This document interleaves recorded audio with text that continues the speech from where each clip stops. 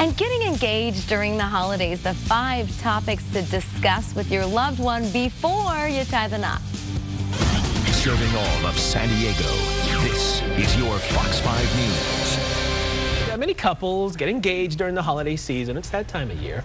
But sometimes the holiday spirit, it can kind of cloud your judgment a bit. Dr. Rose Hartzell, sex therapist at San Diego Sexual Medicine at Alvarado Hospital, joins us with the 5 very important topics that every couple should talk about before marriage, before being the operative word. Dr. Rose, good morning to you. Good morning. Thanks for having me. Okay, so number 1 here, the differences in opinion, not just for people in day-to-day life, but in couples, has to do with sex, money, parenting, in-laws, religion, etc. Why are all these topics so important to a relationship moving forward? They're really important because they're most oftenly cited as the reasons for divorce and arguing. And it's basically a lot of people we hear, they get divorced, they fight about money, they fight about, oh, you're not taking care of the kid, right? So the difference is, how do we kind of meet in the middle, I guess, and compromise? Well, you want to be talking about these before you get married and deciding how you want to compromise before you get married, so you don't get stuck with someone where there's no way to compromise. Is there a real life example maybe that somebody you've talked to that maybe kind of went through this and how it affected them? Well, I can think of a lot of examples. One good one, because I'm a sex therapist, is regarding sex. Okay. So before you get married, you want to be talking about how important sex is going to be in your marriage. How often do you see yourself having intercourse?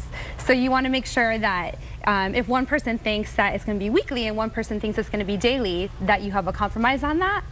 Also, which sexual acts are okay or not. Now, how do you bring that up before you're...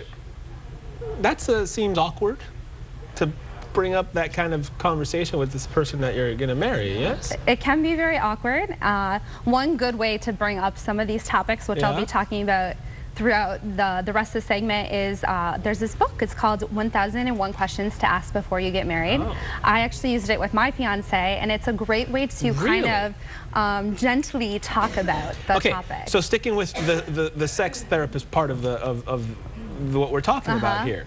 What if there's a mismatch? What if that's where you find out maybe we're not compatible in the beliefs side of it? What then? You just move on and forget the marriage, or what do you do? Well, that's where counseling comes into play. Good sex therapy, or even marriage and family therapy could be a good fit for that. Okay, let's talk money, because money's a big deal as well. What kind of questions should you ask? Well, people are often either spenders or savers. So you want to determine if you are a spender or saver and what your partner is. So then you also want to be talking about how, when you get married, how do you want to distribute the money? Are you going to each have your separate accounts and then have one for rent or mortgage? Or do you want to do you want one person, the saver, to be the one who takes care of the money? And is it good to have one spender and one saver in a relationship? You don't have. You don't want 2 spenders. You don't want 2 spenders. You don't have to have the same, as long as you talk about these things and how you're going to budget, or how you're going to handle the differences. I am the saver in my relationship. So I'm guessing your partner.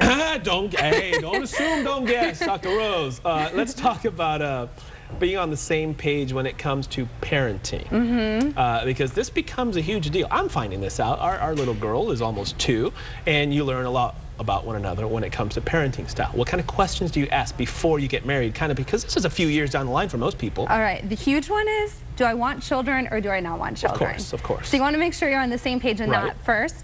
As you said, there can be 2 different types of parenting styles. There's the more laissez-faire, or let the child figure things out for themselves, or there's more disciplinarian. So you want to discuss which way you want to parent, and then also what's expected in terms of who's going to be the one with the taking care of the children and who's going to get them ready for school.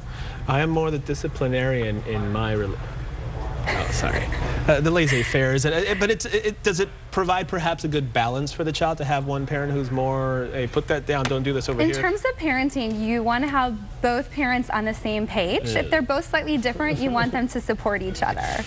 I want to borrow this book. This is one where I borrow this book. This is one where you want to be on the same page. I want to borrow this book. This is before, but 8-9 years in, I still have to learn some stuff. Let's talk about compromise when it comes to handling your in-laws. Boy, you're hitting all the hot button topics, aren't you? I am. In-laws, what do you talk about? Well, especially during the holidays. Yeah. This is an important thing. Before you get married, where are you going to spend the holidays? How much of a role are your in-laws going to play in your life? Do you see yourself hanging out with your in-laws weekly or just for holidays? How are you going to handle that?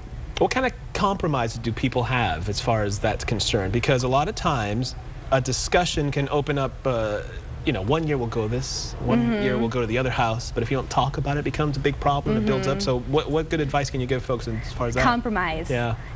Compromise is hard sometimes. Of course, most people always are going to want to be with their family, so you're going to have to make some sacrifices. And so can you write out a thing and make a schedule for the next 5 years? Like, this year we're going to your house. This year we're going to your parents, my parents, your parents. That's a great idea. Yeah? And let your in-laws know that ahead of time so that they can have their expectations set as well. And if you're all in the same city, everybody just get together at the house. Makes it easier. I don't know. To get in touch with Dr. Rose and all great advice, San Diego Sexual Medicine at Alvarado Hospital, you can go to our website, fox5sandiego.com, and click the Scene On tab. All right, can I borrow this? Next time you come back, I will return to you. Sounds good. You read it. I mean, you're engaged, Unfortunately, you're already married, so... Well, you can still learn. You can still learn. I mean, you're engaged, you're getting married, so you okay. All right, Erica. Never stop learning. Emotional intimacy. Ooh. Oh, read that aloud. That's a